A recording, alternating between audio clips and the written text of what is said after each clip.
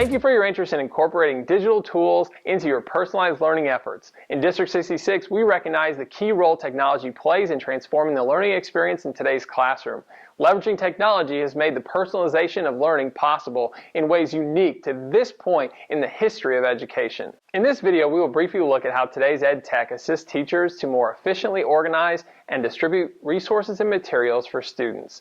We'll discuss how modern technology has also allowed educators to differentiate by using these resources. And the result of these improvements is an increased level of autonomy extended to today's learners, which empowers them to design their own educational experiences. We'll also look at how student-teacher communication and feedback are drastically improved through many modern digital tech tools. And lastly, we will discuss the idea of teaching and modeling specific tech software and sites so students can utilize those resources to bring their own creative visions to fruition.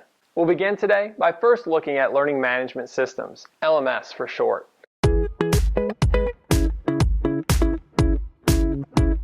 An LMS is a software application that helps teachers interact with their classroom online. LMS platforms often let teachers contact and communicate with students, monitor student progress, provide feedback, and even distribute handouts and other course-specific materials and resources to students. Now, there are a myriad of LMS platforms out there. In Westside Community School District, we are provided with Blackboard, encouraged to use Google Classrooms, and sites like Schoology and Seesaw are excellent alternative sites that many educators use in their classroom. Regardless of your preference, an LMS platform like these serves as an online hub that houses all essential resources for a course, making all of these materials available to students on demand. This on-demand element of the LMS brings us to our second point, that technology can increase the teacher's ability to differentiate the learning experience for students.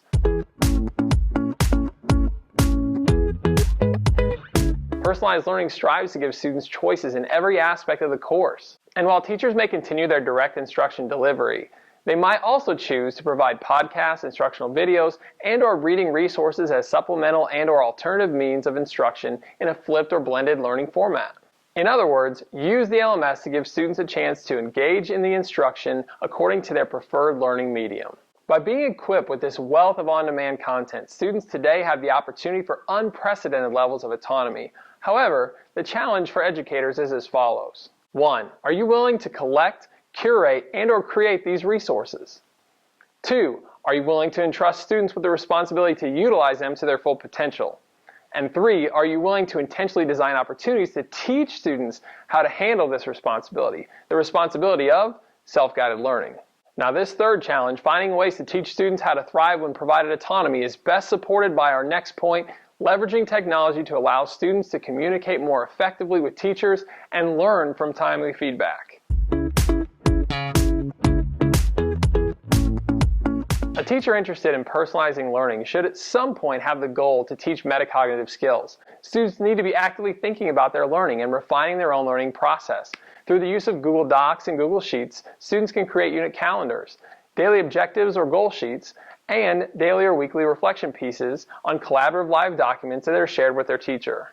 The teacher then has access into each student's metacognitive process through a medium that permits the educator to provide guidance and suggestion in real time. These same benefits can be applied to the academic communication and feedback students are able to receive through shared files in Google Drive, through LMS comments and discussion boards, through review sites like Quizlet, Kahoot, and Quiziz, and through assignment collection sites like Seesaw and Turnitin. Finally, let's consider the power of teaching students how to use digital tools to bring their own creative ideas to fruition.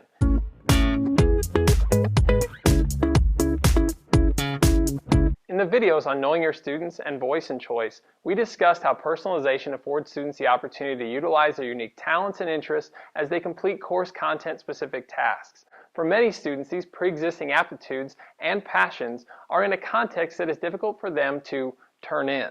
What I mean is, for the dancer, for the musician, for the builder, their preferred medium for demonstrated mastery may be challenging for them to submit as a file to the LMS. Therefore, it is imperative that we teach students what software and sites are available to assist them in their creative process.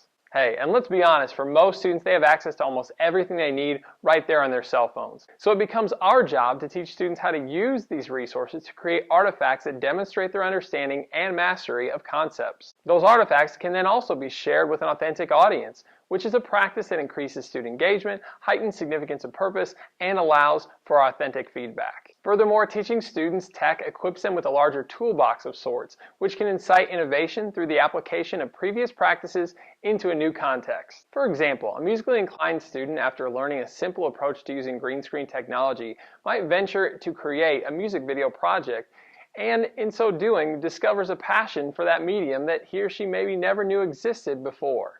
And these ideas provided in this video are just a few of the many ways in which the implementation of digital tools are a driving element of personalized learning. To close, I want to offer a word of encouragement to those of you who are hesitant to incorporate technology or those who feel overwhelmed by all that is out there. Now, I understand that new technology integration can be difficult and confusing at first, but recently, more and more companies are working hard to make these sites more intuitive for educators to navigate. It's getting easier. And also, it seems that every year the students' ability to adapt to these new sites and programs increases as well. So here's my advice. Dare to start small and start early in the semester. Seek out help from others using programs that you're interested in, or from those who seem to have a solid grasp of what tech tools are out there. And don't let your fears limit the educational experience for your students. Picture how rewarding it will be for you when you know that you've pushed your own boundaries and as a result have seen real improvement, rich learning, and personal growth in your students.